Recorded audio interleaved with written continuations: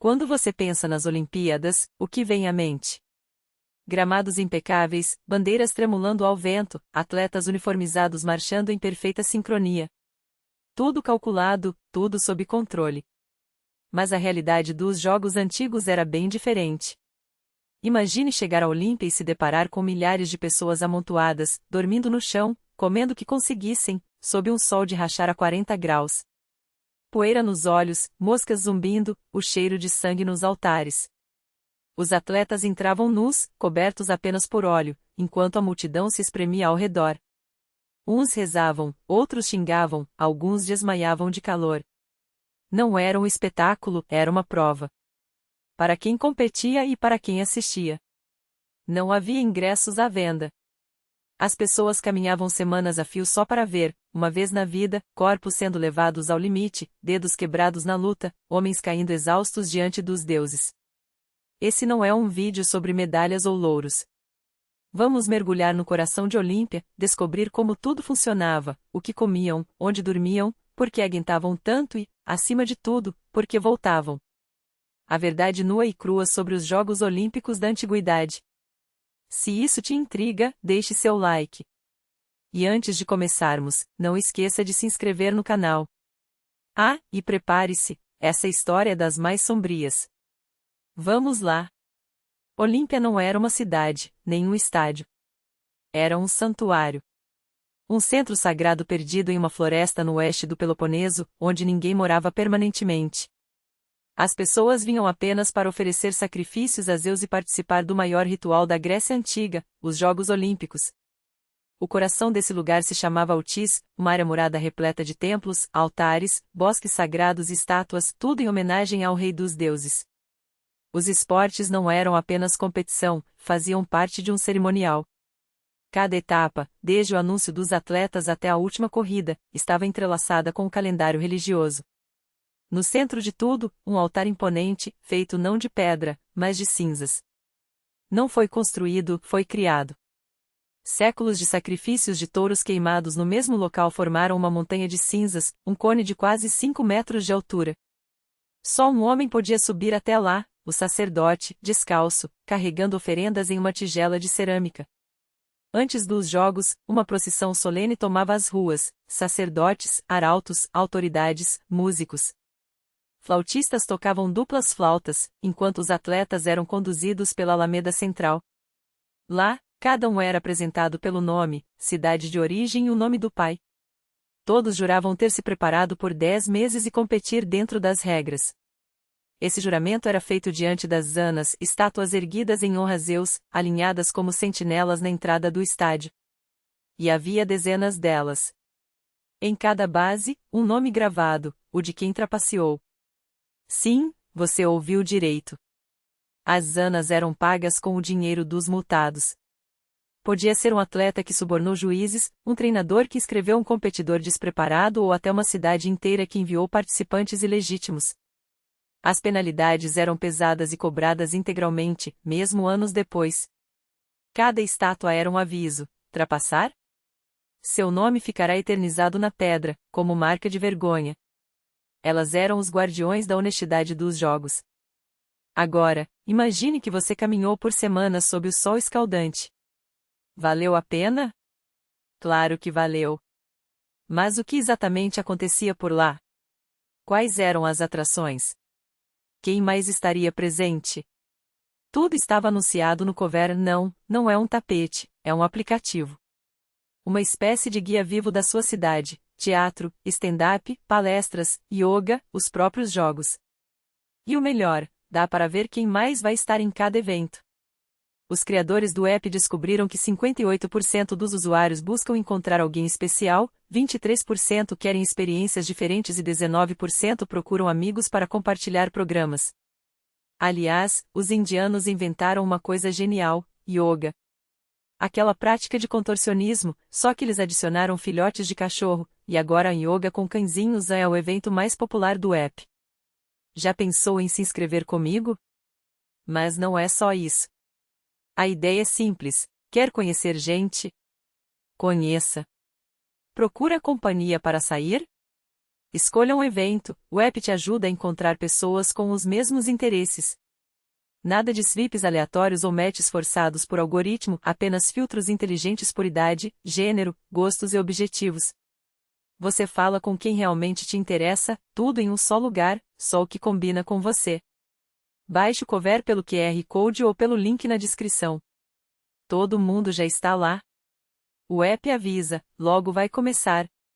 Antes das competições, os arautos liam em voz alta os nomes dos atletas, citando não só quem eram, mas de onde vinham e quem era seu pai. Era uma declaração pública, aquele homem representava sua cidade. A plateia reagia de formas distintas.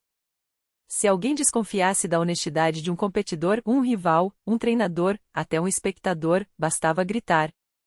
Podiam acusá-lo de ser escravo disfarçado, de não ter cumprido os 10 meses de treinamento ou de ter competido por dinheiro em outros jogos, o que era proibido. Toda denúncia era registrada e investigada a fundo.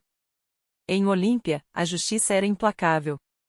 Se a trapaça fosse comprovada, o atleta era desclassificado e multado. Do lado da arena, erguia-se o Templo de Zeus, a construção mais grandiosa do local, erguida no século V a.C. Dentro dele, uma estátua colossal do deus, esculpida por Fídias, 12 metros de altura, feita de madeira, ouro e marfim. Na cabeça, uma coroa, na mão direita, a deusa Nike, na esquerda, um cetro. O trono era decorado com cenas mitológicas, e o salão inteiro brilhava com o reflexo das lâmpadas a óleo sobre o ouro. Considerada uma das 7 maravilhas do mundo antigo, a estátua desapareceu. Dizem que foi desmontada e levada a Constantinopla, onde se perdeu em um incêndio. Mas os relatos sobrevivem. Segundo o historiador Pausanias, Zeus não parecia um juiz severo, mas um soberano sereno, postura ereta, rosto concentrado, olhar fixo à frente. Turistas vinham de longe só para vê-lo. Uns deixavam oferendas, outros rezavam, muitos ficavam em silêncio, absorvidos pela presença divina. Era o epicentro de Olímpia, para onde todas as estradas convergiam. O Altis, aliás, parecia mais um museu de glórias do que um santuário. Os campeões podiam erguer suas próprias estátuas, desde que tivessem dinheiro para pagar um escultor. Nos pedestais, gravavam nome, modalidade e cidade. Se um atleta vencesse várias vezes, ganhava um grupo de figuras.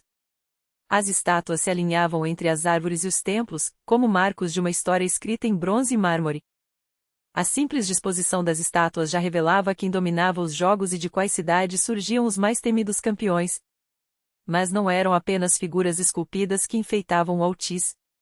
Entre os ex-votos, brilhavam elmos de bronze, espadas com cabos incrustados de marfim, troféus arrebatados em batalha e até armas de inimigos derrotados, oferecidas a Zeus como prova de gratidão pela vitória. Até um escudo rachado ou uma cota de malha enferrujada ganhava valor sagrado se depositado ali com devoção. Curiosamente, ninguém ousava roubar sequer um fragmento. O respeito pelo lugar era absoluto. Mesmo cidades em guerra declaravam a Equeira, a trégua olímpica, que suspendia hostilidades pelo tempo necessário para que atletas e peregrinos chegassem a Olímpia e voltassem em segurança. Uma pausa frágil, é verdade, válida apenas para a jornada de ida e volta, mas suficiente para que rivais mortais se encontrassem nas arquibancadas como irmãos. No entanto, nem todos podiam cruzar os portões do santuário. O Altis era território restrito, só sacerdotes, magistrados e delegações oficiais tinham acesso livre. O povo comum, comerciantes, artesãos, curiosos, permanecia do lado de fora, confinado a um vastíssimo acampamento improvisado. Ali, entre barracas de linho e tendas de couro, fervilhava uma cidade efêmera. Filósofos debatiam sob plátanos, adivinhas liam futuro nas entranhas de animais, atores encenavam mitos em troca de moedas, e politicoi, esses agitadores incansáveis, inflamavam multidões com discursos contra tiranos ou a favor de alianças. Tudo que a cerimônia oficial rejeitava acontecia ali, na periferia sagrada, onde as regras divinas cediam espaço aos caprichos humanos. Chegar a Olímpia, aliás, era uma odisseia.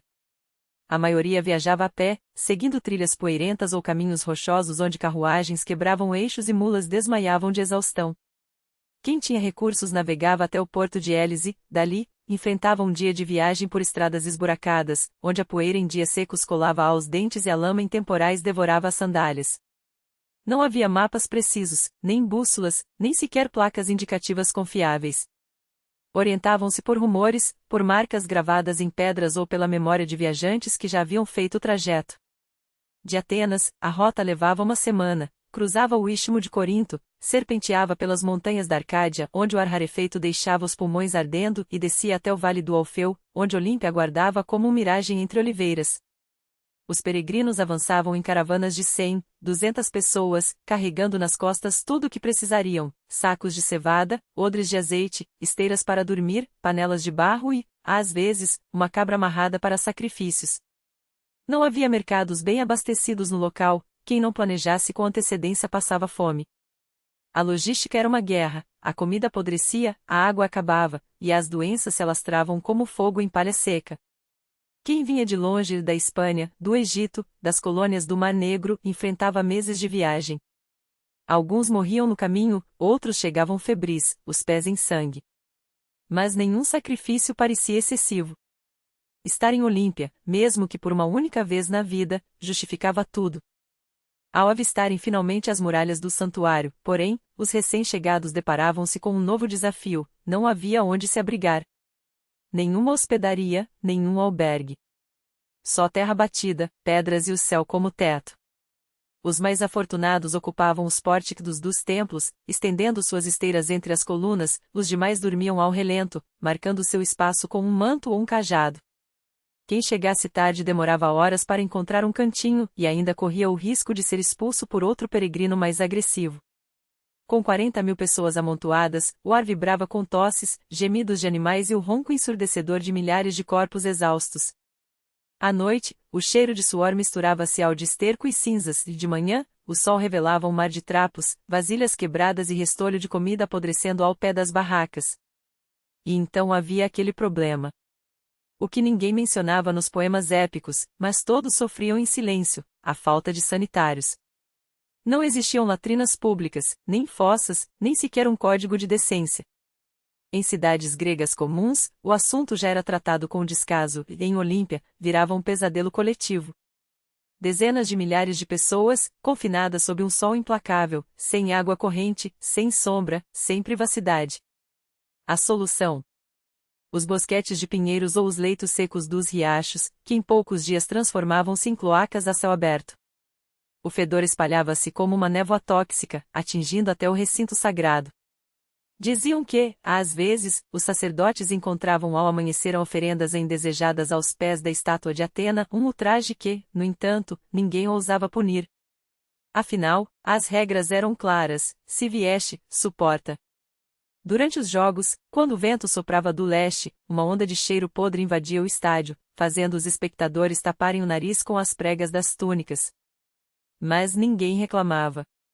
Afinal, como dizia o provérbio, o que é nosso não fede. Só no século I depois de Cristo, já sob domínio romano, ergueu-se a primeira, e única, latrina permanente do santuário, um luxo reservado exclusivamente aos atletas, com assentos de pedra para 5 pessoas lado a lado. Quanto ao resto, que se virassem.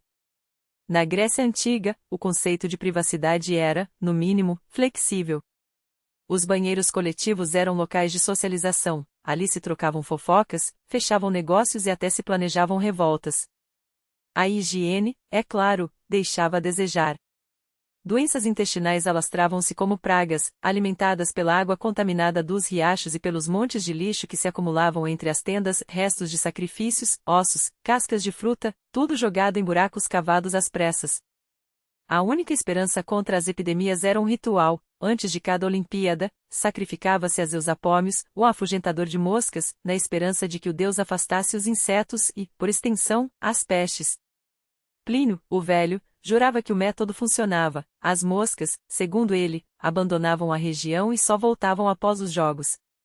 Se era verdade ou mito, pouco importava. Para a maioria, a jornada à Olímpia não era sobre esporte, mas sobre fé. Vinham para respirar o ar sagrado, tocar a cinza dos altares, deixar uma oferta de azeite ou uma fita de lã aos pés de Zeus. Muitos nem sequer assistiam às competições, bastava-lhes estar ali, imersos na energia do lugar.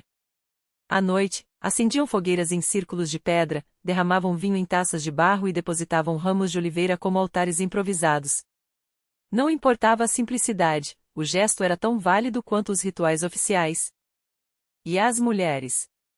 Oficialmente, estavam proibidas, exceto as sacerdotisas de Deméter, e mesmo estas só podiam entrar se fossem virgens.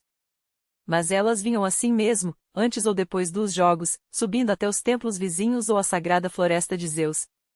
Ali, deixavam joias como esvotos, molhavam os dedos na fonte castalha e sussurravam preces por filhos saudáveis ou maridos vivos. Todas, no fundo, buscavam a mesma coisa, tocar o divino. Os jogos eram apenas o pretexto. Agora, imagine querer ser um desses atletas. Não bastava ter força ou agilidade, era preciso entregar o corpo a um treinador como um doente se entrega a um médico e obedecer cegamente. Dieta de gladiador, nenhuma guloseima, refeições medidas ao grão, treino sob sol escaldante ou chuva cortante. Nada de vinho, nada de água fria, nada além da dor. Você torceria os pulsos até sangrarem, entortaria os tornozelos em buracos na areia, engoliria poeira e apanharia até desmaiar. E, no fim, provavelmente perderia mesmo assim. Assim descrevia a vida dos olimpianos Epicteto, o estoico, um caminho de humilhação, onde só os mais obstinados ou os mais loucos persistiam. Mas como era, de fato, a rotina desses homens? 30 dias antes das competições, todo candidato devia se apresentar em Elis, a cidade que funcionava como uma espécie de Vila Olímpica da antiguidade. Lá, eram isolados e submetidos a um regime de treinos coletivos.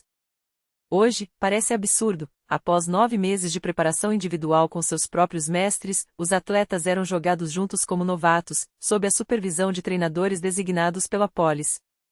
O método, porém, tinha uma lógica brutal. Não era qualquer sistema que os aguardava em Elis. Era um regime conhecido por toda ela por sua crueldade metódica, disciplina de ferro e castigos que humilhavam até os mais orgulhosos. Imagine, por um instante, que os maiores craques do futebol moderno fossem obrigados, uma vez por semana, a treinar sob as ordens de um técnico rival, seguindo táticas que desprezam e ainda por cima sob a ameaça de punições físicas. Parece absurdo? Era exatamente isso que os atletas olímpicos enfrentavam. Mas havia um propósito por trás dessa aparente loucura: eliminar os fracos antes que pisassem no estádio sagrado. Os eleus não deixavam dúvidas, o poder sobre os jogos pertencia a eles, e apenas a eles. E, surpreendentemente, ninguém reclamava. Pelo contrário. Os competidores chegavam acompanhados por um séquito que faria inveja a qualquer estrela moderna: pais, irmãos, escravos pessoais, massagistas, médicos e até grupos de torcedores organizados. Seus treinadores particulares podiam observá-los à distância, mas interferir? Nem pensar. Uma crítica aberta ao método eleu custava chibatadas públicas. A mensagem era clara: aqui, as regras eram outras. À primeira vista, Elis não impressionava. Uma cidade provinciana, perdida entre campos férteis, sem palácios suntuosos ou monumentos que roubassem o fôlego. O viajante Pausanias, no século II d.C., dedicou-lhe poucas linhas em suas descrições, nada que chamasse atenção. Mas tudo mudava quando os atletas chegavam. Não há registros exatos, mas considere isto: mais de 700 cidades gregas e 200 colônias espalhadas pelo Mediterrâneo enviavam seus melhores. Estimativas sugerem que cerca de 800 homens adultos, distribuídos em 18 modalidades, convergiam para Elis, sem contar os jovens das categorias juniores, os treinadores, os servos e as famílias que os acompanhavam. De repente, a pequena cidade transformava-se no centro do universo esportivo. As ruas viravam arenas improvisadas.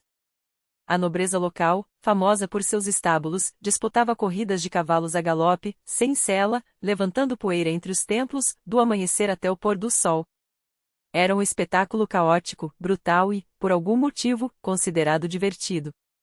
Mas antes de qualquer coisa, o novato devia se apresentar perante os 10 juízes olímpicos, os Elanudicai, e declarar em quais provas competiria. E aqui começava o verdadeiro teste. Não bastava ser forte. Era preciso provar que era grego de verdade, filho de pais livres, sem manchas de sangue ou crimes em seu passado, registrado nos arquivos cívicos de sua polis.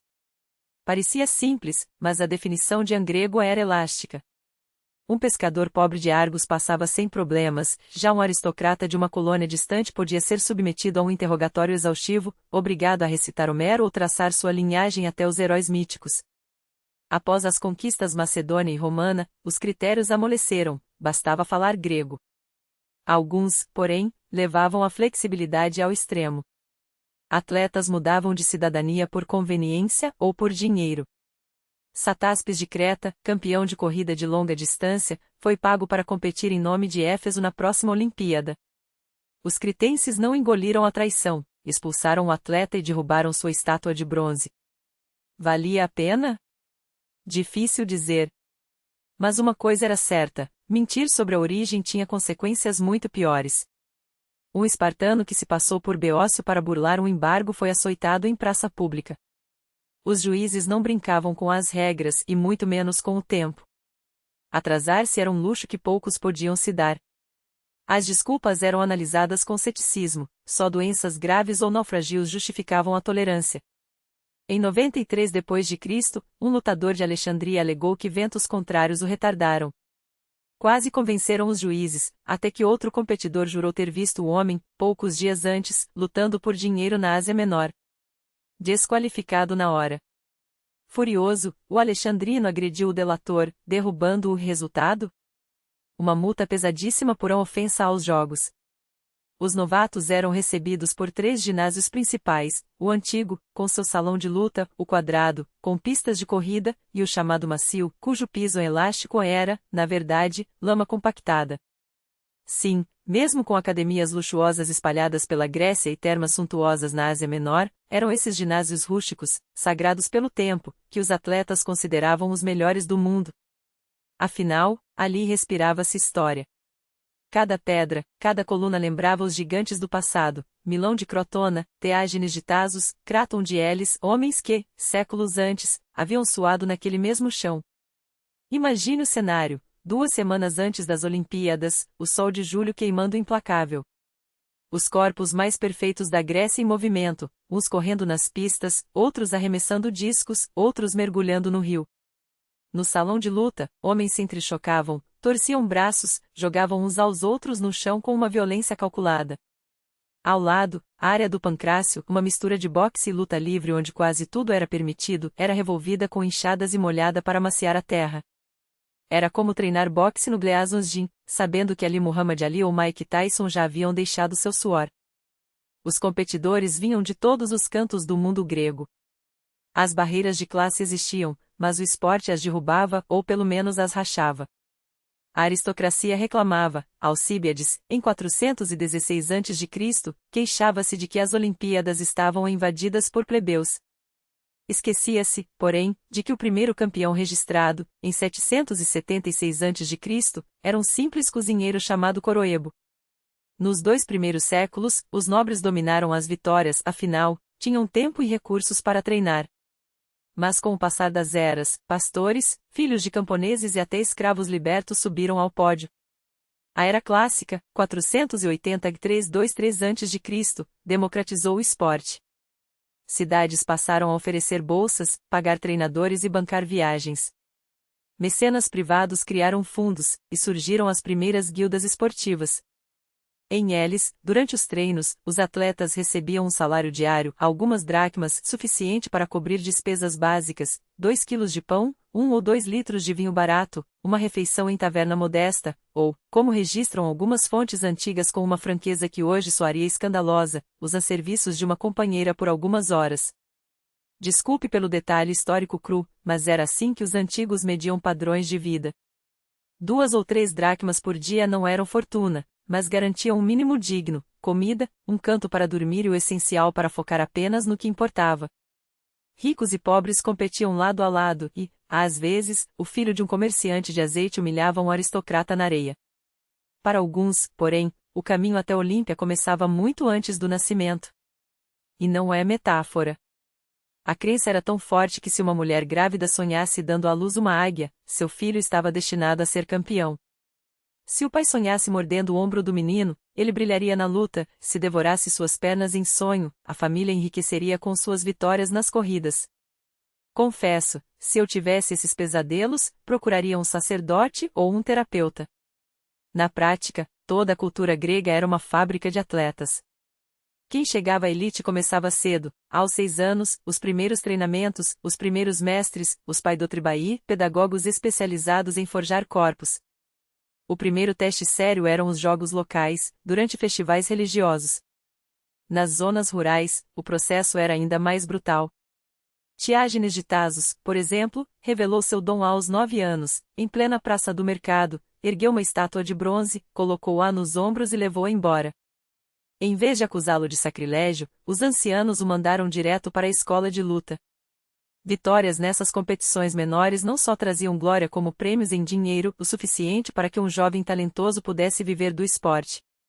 Os prodígios começavam nos jogos regionais, juntando recursos para subir de nível, primeiro as competições em cidades maiores, como Corinto ou Delfos, depois os grandes festivais pan-helênicos Isthmia, Nemeia até, finalmente, a consagração, Olímpia. O sonho de todo atleta. E o pesadelo de muitos.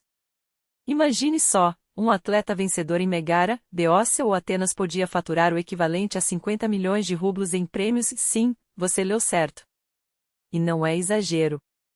Vamos à matemática fria. Um corredor que vencesse uma prova recebia 50 ânforas de azeite, cerca de 1.300 litros. A que preço? Cada litro valia, em média, 2.000 rublos. Vendendo tudo, ele embolsava 2,5 milhões por uma única corrida. Agora multiplique isso por 10 vitórias, some os presentes dos patronos, as taxas por aparições e os privilégios que vinham com o status. Um campeão de corrida adulta? Dobro disso. E as cidades ricas da Ásia Menor, como Éfeso ou Pérgamo, pagavam tão bem que um atleta podia comprar uma vila inteira com os prêmios de uma temporada. Até o século II a.C., já havia mais de 200 jogos com premiações em dinheiro pelo Mediterrâneo. Sob os romanos, esse número dobrou. Profissionais astutos mapeavam o circuito, de competição em competição, de ilha em ilha, acumulando fortunas só com vitórias. Mas esses eram os jogos incomuns. O próximo nível? Os sagrados. A grande 4, Nemeia, Delfos, Isthmia e, acima de todos, Olímpia. 3 deles quase equiparados em prestígio à coroa olímpica. Os vencedores recebiam coroas de louro, pinheiro ou azeite selvagem, mas ninguém se enganava, aqueles ramos eram passaportes para a glória eterna. Porque o verdadeiro prêmio vinha depois: dinheiro dos governantes locais, desfiles triunfais, assentos vitalícios nos teatros, pensões, cargos públicos, banquetes gratuitos e um respeito que nem o tempo apagava. Basta olhar os epitáfios. Flario Mitróbio, campeão de corrida de longa distância em Olímpia no ano 85 d.C., gabava-se de 140 vitórias. Um século depois, o lutador Marco Hermagoras registrou 156 triunfos, 127 deles em competições premiadas e uma Olimpíada em 177. E Tiasgenes de Stasis, o mesmo que aos 9 anos roubou uma estátua, acumulou, segundo a lenda, 1.400 prêmios em sua carreira. Esses homens viviam como reis. Seus rendimentos, presentes e privilégios os colocavam em uma estratosfera social tão distante do cidadão comum quanto um astro do futebol moderno com seu contrato de $70.000 por semana. Não à toa o médico e filósofo Galeno escreveu um ensaio amargo, sobre a escolha da profissão, reclamando que todos os jovens talentosos abandonavam a medicina e o direito para se jogar nas arenas. Os atletas, reunidos nos ginásios da elite, eram a nata da sociedade. Muitos já se conheciam de outras competições, analisando uns aos outros com olhares calculistas. Qual a força daquele braço? Aquela cicatriz é de qual batalha? As apostas eram altíssimas. De centenas de inscritos, apenas um sairia com o nome gravado na história. E aqui não havia prêmio de consolação. Segundo lugar, não existia.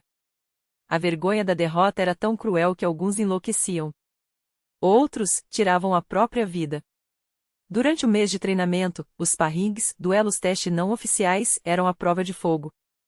Serviam para separar os fortes dos frágeis, para que cada um medisse suas chances.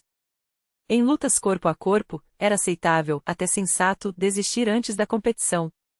Alguns borceguinhos abandonavam após 1 ou 2 rounds, percebendo que não tinham condições. Se um campeão conhecido aparecesse, o torneio podia acabar antes de começar. Um lutador da era romana chegou a se vangloriar em sua lápide de que todos os oponentes desistiram antes mesmo de ele calçar as sandálias. Mas uma vez iniciados os jogos, não havia volta. Só uma vez na história um atleta desistiu no último momento. Em 25 d.C., um egípcio fugiu à noite, sob o risco de ser acusado de covardia e multado. O sol Mediterrâneo castigava, e nos dias mais quentes, peles de cabra eram estendidas sobre as áreas de treinamento para criar sombra. Mas o verdadeiro teste não era o clima, era a submissão diária aos 10 juízes olímpicos. Eles eram implacáveis. Vestidos em longas túnicas entre os corpos nus dos atletas, carregavam varas, símbolo de autoridade e instrumento de castigo. Um golpe desleal? Um arremesso de disco mal executado? Uma varada nas costas ou nas nádegas, sem aviso. O estalo seco no ar era um lembrete constante, as regras eram sagradas. Questioná-las? Desqualificação imediata. Uma lição especialmente dolorosa para os campeões arrogantes, cujo ego muitas vezes o cegava para a realidade. As refeições eram coletivas, rigorosamente cronometradas, nenhuma chance para dopagem. O cardápio, embora simples, era calculado: pães de cevada, hóstias sem fermento, carne vermelha esparsa, queijo feta. Doces de mel? Raridade. Vinho? Permitido, mas não incentivado. Se a dieta era austera, a disciplina sexual era outro desafio, mas isso, meus amigos, é uma história que não cabe aqui, deixarei os detalhes picantes para outro momento. Faltando 2 dias para os jogos, os sobreviventes do treinamento eram reunidos diante dos juízes. A mensagem era clara. Se treinastes com honra, se não cedestes à preguiça nem à desonra, avançai para Olímpia com coragem. Mas aqueles que se prepararam mal, que sigam seu caminho, para onde quiserem. E se você pensa que, após um mês de inferno, os atletas teriam um momento de descanso, engana-se. Olímpia ficava a 64 quilômetros do acampamento e o trajeto era feito a pé, sob o sol escaldante, em uma procissão oficial que mais parecia um circo ambulante. À frente, magistrados com túnicas púrpura e coroas de louro. Atrás, os atletas em túnicas brancas e sandálias, ladeados por treinadores e familiares. Depois, carruagens e cavalos de corrida. No fim da coluna, os animais para sacrifício, incluindo os centouros destinados a ZS. Nas margens, espectadores que chegavam cedo para não perder os combates preliminares. A estrada para Olímpia era sagrada, uma das melhores da Grécia, mas exaustiva. No meio do caminho, uma parada obrigatória, a fonte de Pieria, onde sacrificavam um porco e examinavam sua fígado em busca de presságios. Após uma noite em Létrinas, o último trecho.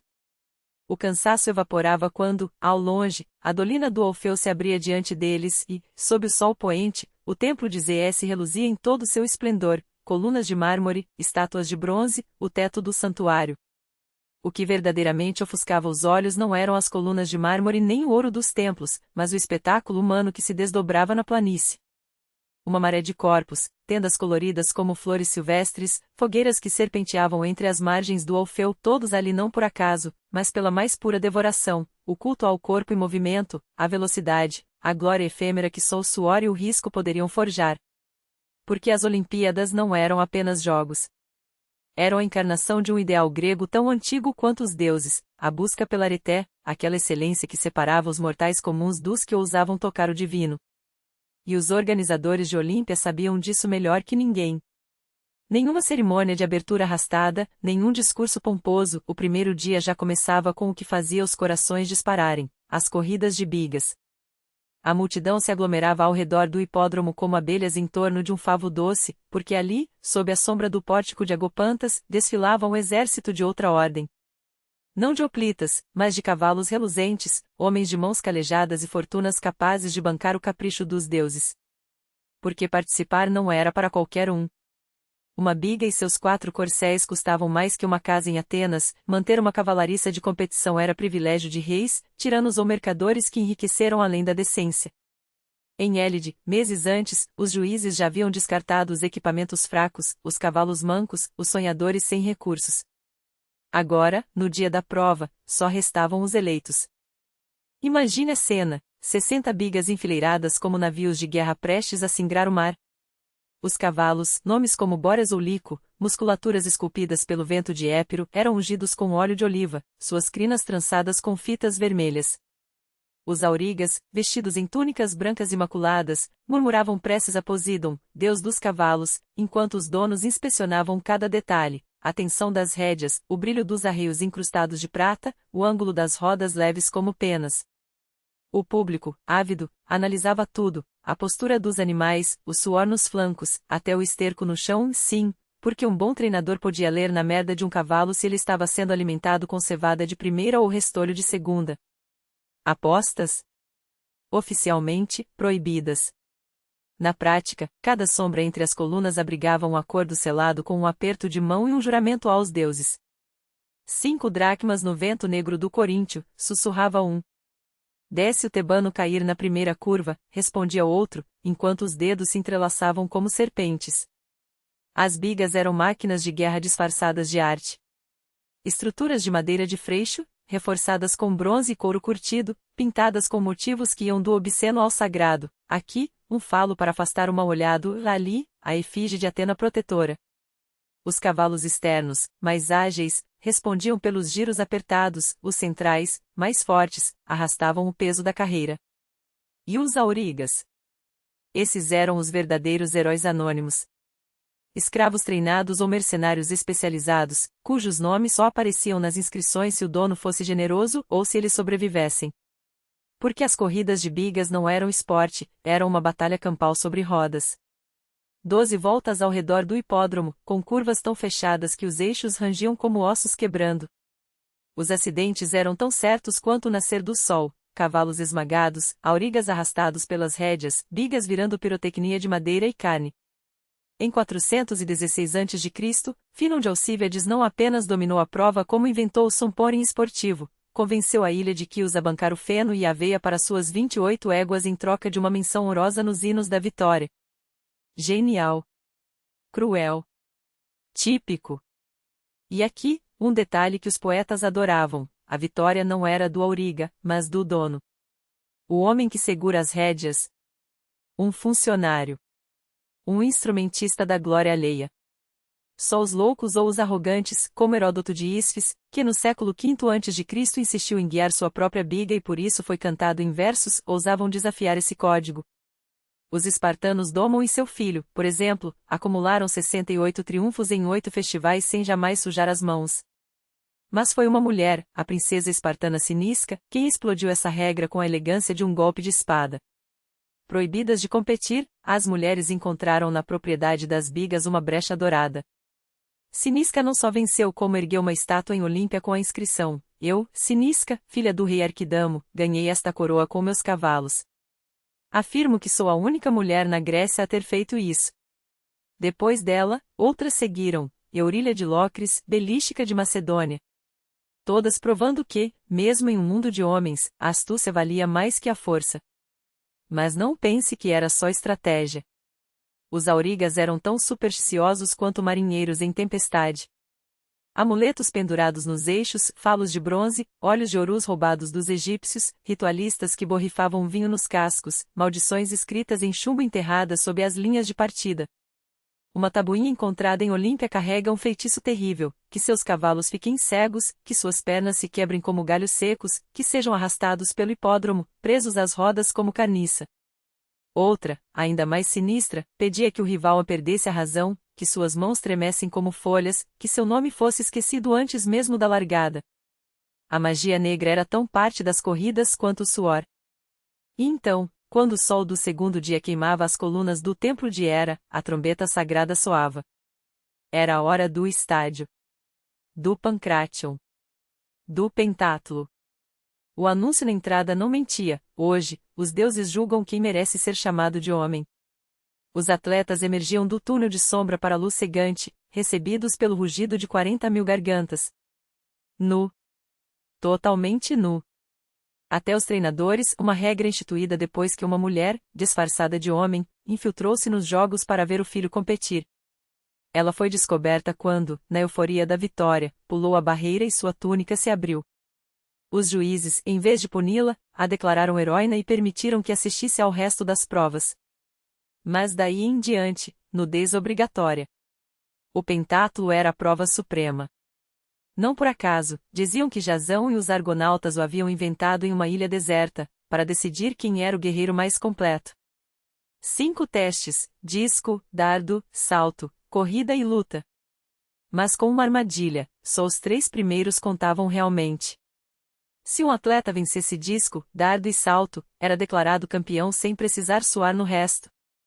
Caso contrário, os finalistas disputavam a corrida, se ainda assim houvesse empate, a decisão caía na luta corpo a corpo. Alguns historiadores chamam isso de triatlo disfarçado, mas a verdade é que o pentatlo revelava algo mais profundo, a busca pela kalokagatia, a beleza unida à virtude. Não bastava ser forte, era preciso ser harmonioso. E que harmonia era aquela do discóbolo de Miron? A estátua captura o instante exato em que o atleta, corpo torcido como uma mola, está prestes a lançar o disco ao infinito. Rosto sereno, músculos em tensão perfeita, nem um grama de esforço desperdiçado. Os discos olímpicos não eram brinquedos, bronze maciço, entre 1,5 e 4 quilos, diâmetro de um escudo pequeno. Cada competidor tinha 5 tentativas, marcadas a partir de um quadrado de areia. A técnica? Pé esquerdo à frente, disco segurado com ambas as mãos sobre a cabeça, então o giro, direito para trás, torso girando como um redemoinho, e o arremesso. O som do bronze cortando o ar era seguido pelo silêncio tenso da multidão, até o plaf na terra. Quem atingisse a maior distância ganhava, e os juízes mediam com cordas esticadas, centímetro por centímetro. Mas era o dardo que separava os homens dos heróis. Arma de guerra transformada em prova esportiva, o aconteão olímpico era feito de madeira leve, nada como os pesados dardos de batalha, com cerca de 2 metros de comprimento e a espessura de um dedo. Os jovens gregos aprendiam a arremessá-lo ainda meninos, mas em Olímpia não havia lugar para amadores. O primeiro a lançar era o vencedor do disco, e a técnica exigia precisão cirúrgica, corrida de aproximação, braço direito estendido para trás, esquerda apontando o alvo, e então arremesso com a perna direita à frente, como se o corpo todo fosse uma besta humana. O segredo? O ankle, uma alça de couro onde o atleta enfiava 2 dedos, ganhando alavanca extra. Os antigos juravam que alguns dardos voavam 90 metros, quase metade do estádio. Experimentos modernos confirmam: sem um ankle, um iniciante mal consegue 30 metros, e com ele, supera 60. Não à toa, os ginásios tinham regras rígidas. Em Atenas, um jovem morreu ao ser atingido por um dardo errado durante um treinamento. O pai processou o lançador, mas os juízes absolveram-no. A vítima havia entrado na área de lançamento durante a prova. Em Olímpia, porém, tais acidentes eram raros. Afinal, ali não se treinava. Ali, só os melhores sobreviviam. Não havia registros de mortes no Pancration, mas isso não significava que o espetáculo fosse menos brutal. Enquanto a poeira ainda pairava sobre a arena do lançamento de dardo, outro combate se desenrolava, desta vez sem armas, sem regras e quase sem limites. O Pancration era o auge dos Jogos Olímpicos, o esporte mais prestigiado, mais bem pago e mais temido da antiguidade. Os vencedores levavam prêmios 2 ou 3 vezes maiores que nos demais eventos. Não por acaso. Era uma mistura letal de luta livre e boxe, onde tudo valia menos morder, arrancar olhos ou atacar um homem já rendido. Chutes, socos, torções, estrangulamentos, golpes na virilha. A única forma de vencer era forçar o adversário a desistir, erguer o dedo em sinal de derrota ou, no pior dos casos, desmaiar de dor. E não pense que era mera selvageria. O Pancration era uma arte. Uma dança mortal entre força, agilidade e estratégia, comparada pelos gregos às técnicas mais refinadas dos guerrilheiros espartanos. Tão técnico que, para reduzir os estragos, as lutas não aconteciam em terra batida, mas em áreas especiais com solo amortecido. Juízes vigilantes controlavam cada movimento. Os atletas sorteavam seus oponentes, e o primeiro round era o mais perigoso. Um erro de cálculo, um golpe mal esquivado, e o combate terminava em segundos. Alguns, como Sóstrato, dominavam a psicologia do combate. Ele quebrava os dedos dos adversários um a um legal, mas cruel. Mesmo assim, venceu 3 Olimpíadas seguidas. A maioria das lutas, porém, se transformava em uma guerra na lama. Corpos cobertos de suor e terra, respirando com dificuldade, enquanto um lutador tentava torcer o braço do outro ou aplicar um estrangulamento mortal. Não existiam pontos. Não existia tempo. Só havia 2 finais possíveis: a rendição indicada pelo dedo levantado, o gesto universal de derrota ou a inconsciência. Entre as técnicas mais temidas estava a escada, o lutador saltava nas costas do oponente, enlaçava seu torso com as pernas e imobilizava seus braços contra a garganta, sufocando-o lentamente. Mas a criatividade não tinha limites. Um baixinho de Cilícia, após consultar um oráculo que lhe disse vencerá se fores pisoteado, desenvolveu uma tática absurda, deitava-se no chão, deixava o adversário pular sobre ele, no momento certo, derrubava-o com um golpe nas pernas, torcendo seus tornozelos. Como não levava um chute no rosto? Um mistério que a história não explica. Fraturas, luxações, costelas quebradas, articulações destruídas, tudo sob os olhares ávidos da multidão. Alguns combates duravam horas. Outros terminavam em empate, quando ambos, exaustos, já não conseguiam se mover. O caso mais famoso. 564 a.C., uma final que entrou para a lenda. Arikion, preso em um estrangulamento, torceu o tornozelo do oponente com força desumana. O adversário bateu em retirada, mas, no mesmo instante, Arikion desmaiou. Morto. Os juízes hesitaram. Até que declararam o cadáver vencedor. Afinal, ele havia forçado a rendição. Os campeões do Pancration eram tratados como semideuses. Quem vencia tanto a luta quanto o Pali, a luta tradicional, era considerado herdeiro de Heracles. E os que triunfavam nos 4 grandes jogos Olímpia, Delfos, Nemeia e Isthmia ganhavam o título de Amperodoniquéis, os invencíveis. Alguns, como os Amparadoxos, eram tão dominantes que seu próprio nome virava sinônimo de impossível. Mas enquanto a poeira assentava na arena do Pancration, outro campeão se preparava para seu próximo desafio. Ele avança em direção a uma vala de 15 metros de comprimento à escama. É a vez do salto em distância, a prova mais simbólica e implacável do pentatlo. Nada de corrida de impulsão como hoje. Aqui, o atleta saltava do lugar, com halteres de chumbo ou pedra nas mãos, ao som de flautas que ditavam o ritmo. Os halteres pesos curvados, como pequenas foices, eram balançados com precisão para ganhar impulso. Um estudo moderno provou, eles aumentavam a distância em 6%. Os gregos experimentavam formatos e pesos, alguns halteres chegavam a 5 kg. O saltador se posicionava na marca, curvava levemente os joelhos, balanceava os pesos e, no ápice do movimento, lançava-se ao ar. O pouso devia ser perfeito, qualquer desequilíbrio após aterrissar invalidava a tentativa. A música não era mero detalhe, era uma homenagem a Apolo, deus da harmonia e do esporte, e ajudava a manter o ritmo sob pressão. A distância era medida com uma vara, o canon. Cada atleta tinha 5 chances. Os números registrados beiram o mitológico. Filos, veterano das guerras médicas, teria saltado 16,7 metros em 480 a.C., tanto que, segundo a lenda, ultrapassou a vala e quebrou a perna. Desde então, saltar além da escama virou expressão para o impossível. Quiones, de Esparta, alcançou 15,5 metros. Céticos argumentam que eram somatórios de vários saltos ou exageros poéticos. Mas uma coisa é certa, para os gregos, o pentatlo não era apenas um teste físico, era uma prova de excelência absoluta. E agora, restavam as 2 últimas batalhas, a corrida e a luta. Só os mais resistentes chegavam até aqui. A corrida do pentatlo era um stadion de 192 metros de areia irregular, sem blocos de largada, sem segunda chance. 2 ou 3 atletas, um único sprint. Mas após 3 provas de força, até essa distância curta se tornava um suplício. Não era mais uma questão de velocidade, mas de sobrevivência. Quem conseguisse se arrastar até a linha ganhava pontos cruciais para a etapa final. Se houvesse empate, decidia-se na luta. Sem socos, sem golpes, apenas técnica pura. 3 quedas de costas valiam a vitória. Cada projeção perfeita, 1 ponto.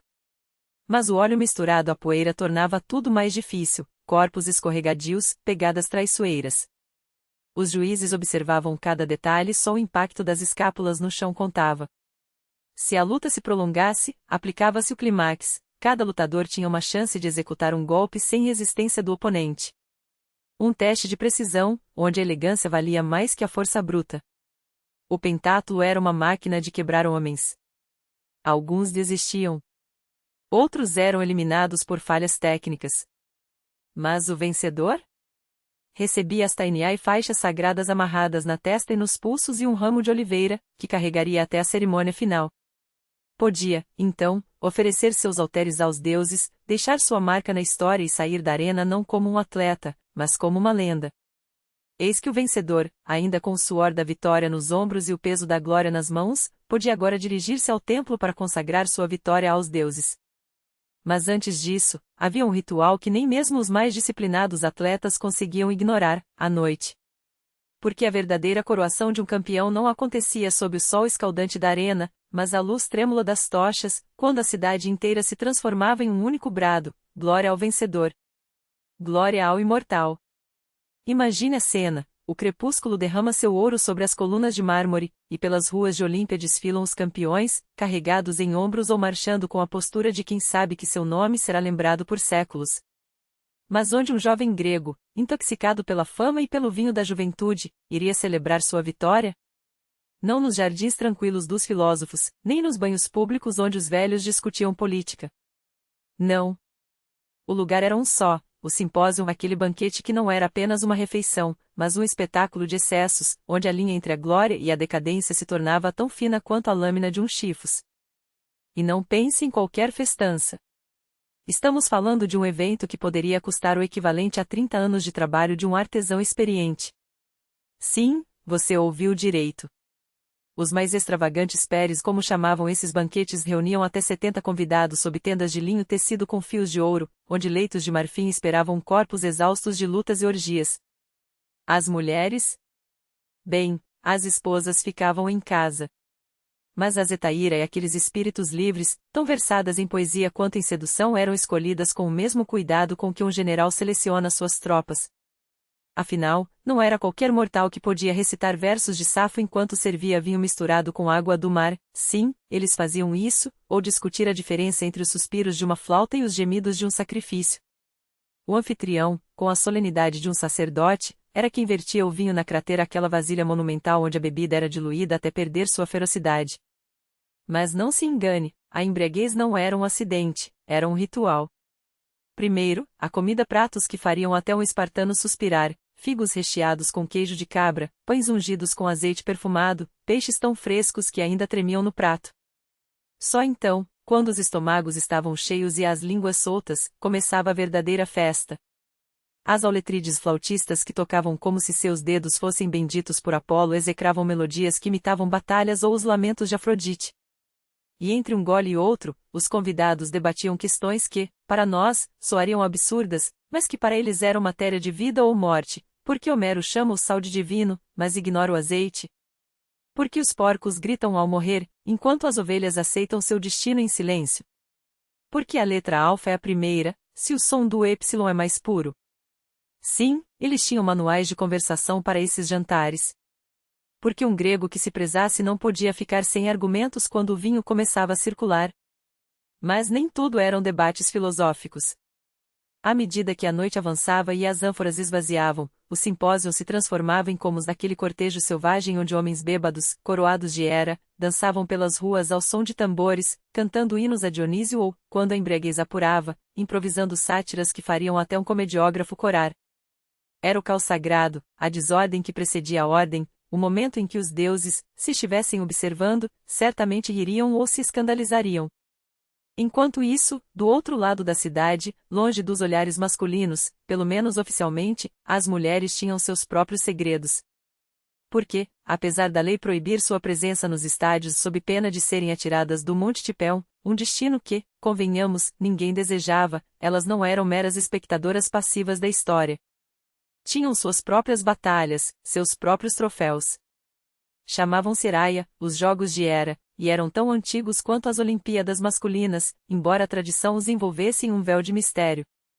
Realizados no mesmo santuário, mas em datas distintas, como se o tempo mesmo conspirasse para que os mundos dos homens e das mulheres apenas se roçassem, esses jogos eram um híbrido de competição e ritual sagrado. Não havia lançamento de disco nem lutas corpo a corpo. Apenas uma prova, a corrida. Mas que corrida! Divididas em 3 categorias: meninas de 10 a 12 anos, adolescentes de 13 a 15, e jovens solteiras de 16 a 18, as competidoras vestiam um chiton curto, que deixava à mostra o ombro e o seio direitos. não por acaso. Na Grécia, um peito descoberto não era um convite à lascívia, mas um símbolo: ainda não sou esposa, mas já não sou criança. Os cabelos, soltos, completavam a mensagem. Porque uma mulher grega só os usava assim em 2 momentos, no leito de morte ou no altar dos deuses. Corriam cerca de 30 metros, 6 vezes menos que a distância masculina, mas cada passo era carregado de significado. A vencedora recebia uma coroa de oliveira e seu nome escrito nos registros do Templo de Hera, o mais antigo de Olímpia. Quem organizava tudo? 16 mulheres, escolhidas entre as famílias mais nobres de Elis, que agiam como juízas, sacerdotisas e guardiãs da tradição. Era, em essência, a versão feminina do Conselho Olímpico. E no entanto, quase nada sabemos delas. Por quê? Porque a Grécia era um mundo de homens, para homens. A Zeraia não mereciam crônicas, nem odes, nem estátuas. Os nomes das vencedoras se perderam como grãos de areia no vento. Mas elas existiram. Correram. Venceram. E quando os homens celebravam seus heróis com banquetes e vinho, elas faziam mesmo à sua maneira, talvez com menos alarde, mas com a mesma paixão. E então, quando a poeira dos jogos se assentava e os últimos ecos dos cânticos morriam no ar, chegava o terceiro dia. O dia que, para os gregos, era o verdadeiro coração das Olimpíadas. Não por causa dos atletas, não por causa das corridas, mas por causa do sangue.